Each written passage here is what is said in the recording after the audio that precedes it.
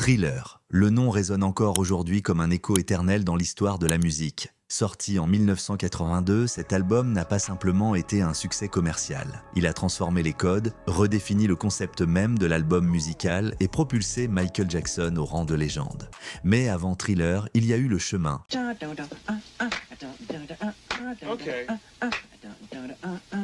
Les doutes, les ambitions, les révolutions techniques et l'obsession artistique qui ont donné naissance à ce monument. Dans ce récit, nous allons plonger dans l'histoire complète de Thriller, de son inspiration à sa production, de sa sortie à son héritage culturel. Une histoire faite de travail acharné, de génie pur, de ruptures artistiques et d'impact mondial. Bienvenue sur Tapis Rouge.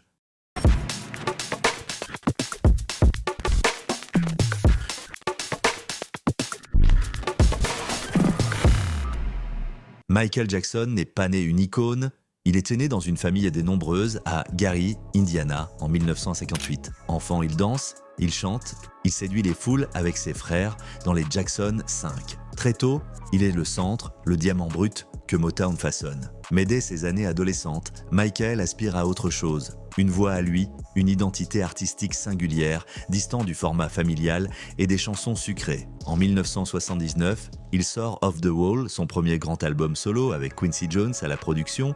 C'est un succès, mais Michael le vide avec amertume. Malgré les millions d'exemplaires vendus, malgré les critiques élogieuses, il ne gagne pas les récompenses qu'il espère. Il comprend alors que pour briser les murs, ceux de l'industrie, ceux du racisme latent dans les médias, ceux de la perception du public, il décide que son prochain album sera le plus grand jamais réalisé. En 1981, Michael Jackson commence à imaginer Thriller. Avec Quincy Jones, il réunit une équipe exceptionnelle. Bruce Swedien à l'ingénierie sonore, Rod Temperton à l'écriture, des musiciens de studio parmi les meilleurs du pays. Mais au-delà du casting, c'est l'approche qui est révolutionnaire. Michael pose une règle, chaque chanson doit pouvoir être un hit, un single potentiel. Il ne veut aucun remplissage. L'album doit être parfait. Il ne veut pas seulement séduire le public afro-américain ou les fans de funk, il veut toucher les amateurs de rock, de pop, de soul, de disco, de jazz, de musique classique même. Il veut un album universel. Les séances d'enregistrement ont lieu chez Westlake Studios à Los Angeles. Michael arrive tôt, parfois au lever du jour, et reste jusqu'à des heures tardives. Il réenregistre ses voix des dizaines de fois. Il écoute chaque prise, scrute chaque détail. Bruce Swedien, ingénieur légendaire, développe des techniques inédites comme l'Acusonic Recording Process pour superposer des couches de son tout en gardant une clarté absolue. Les micros sont choisis avec une précision obsessive. Les reverbs sont calibrés au millimètre. Thriller devient un laboratoire, un temple de création sonore. Et puis vient la composition.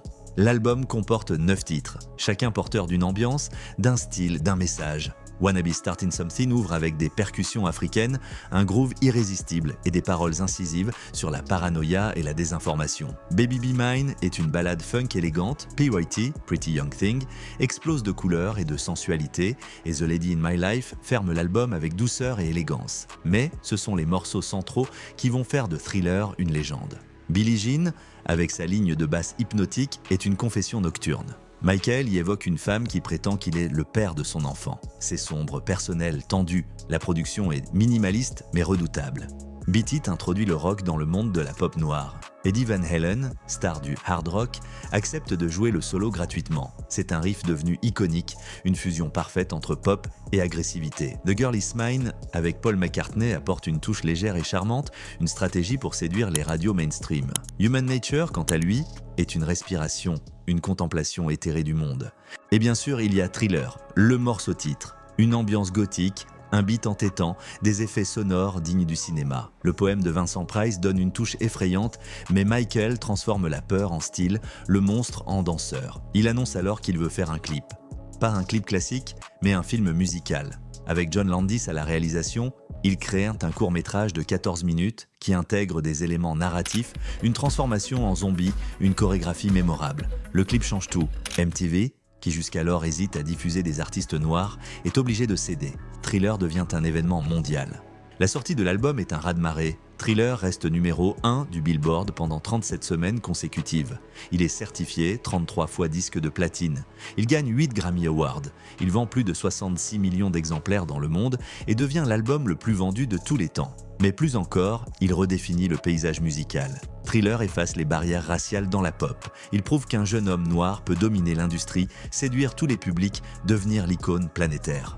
Thriller n'est pas qu'un album, c'est une révolution visuelle. Le clip devient un modèle, les artistes du monde entier s'en inspirent. Beyoncé, The Weeknd, Usher, Chris Brown, tous doivent quelque chose à Thriller. Le moonwalk, popularisé lors de la performance de Billie Jean, devient la signature de Michael. Chaque Halloween, le clip est rejoué. Chaque génération redécouvre l'album, mais il y a un prix à payer. Michael Jackson devient une légende et perd une partie de son humanité. La pression médiatique est immense. Sa vie privée devient publique. Son corps, son visage, son identité sont analysés, critiqués, scrutés. Thriller lui a donné le trône, mais l'a aussi enfermé dans une image. Il dira plus après que Thriller lui a tout pris, il voulait être le plus grand. Il l'a été, mais à quel prix ? Le génie de Thriller ne réside pas seulement dans ses chansons, mais dans sa capacité à combiner tout. Les paroles, les sons, les émotions, les visuels, les stratégies marketing, les ruptures culturelles. C'est une œuvre totale, une symphonie pop, un geste artistique absolu. Thriller a ouvert les portes à des carrières, à des styles, à des générations. Aujourd'hui encore, on étudie Thriller dans les écoles de musique, de marketing, de sociologie.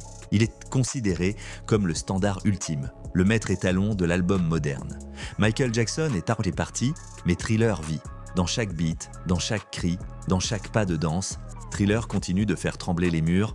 Et quand la nuit tombe et que les créatures se réveillent, c'est le rythme de Thriller que l'on entend encore. Et Thriller ne s'est pas arrêté au char. Il est devenu un ADN, une matrice. Un style que des centaines d'artistes ont essayé d'approcher, parfois de recréer. L'héritage de Michael Jackson traverse les décennies comme une onde dans le corps du spectacle musical.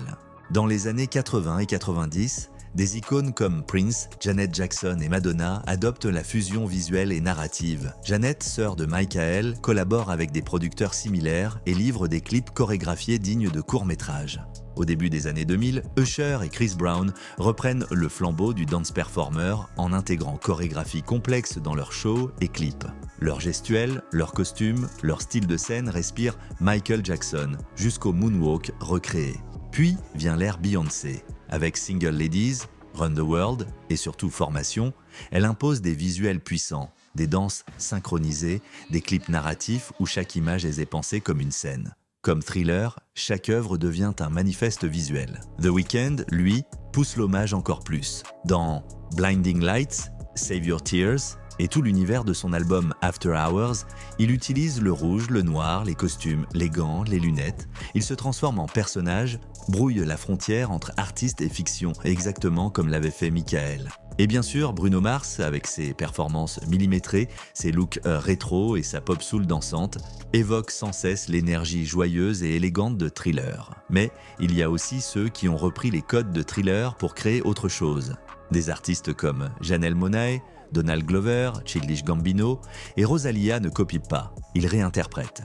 Ils prennent le storytelling, l'obsession du détail, la maîtrise de l'image et y injectent leur époque, leur culture. Même dans le monde du rap, Thriller laisse des traces. Aujourd'hui, chaque artiste qui pense son clip comme un film, chaque chanteur qui transforme son concert en narration visuelle, chaque producteur qui cherche l'impact émotionnel dans chaque mesure, travaille quelque part dans l'ombre portée de Thriller. Michael Jackson n'a pas simplement inspiré, il a modifié le code source de la pop. Merci d'avoir suivi cette vidéo, n'oubliez pas de liker et de vous abonner pour ne rien manquer de nos prochaines vidéos. À la prochaine sur Tapis Rouge.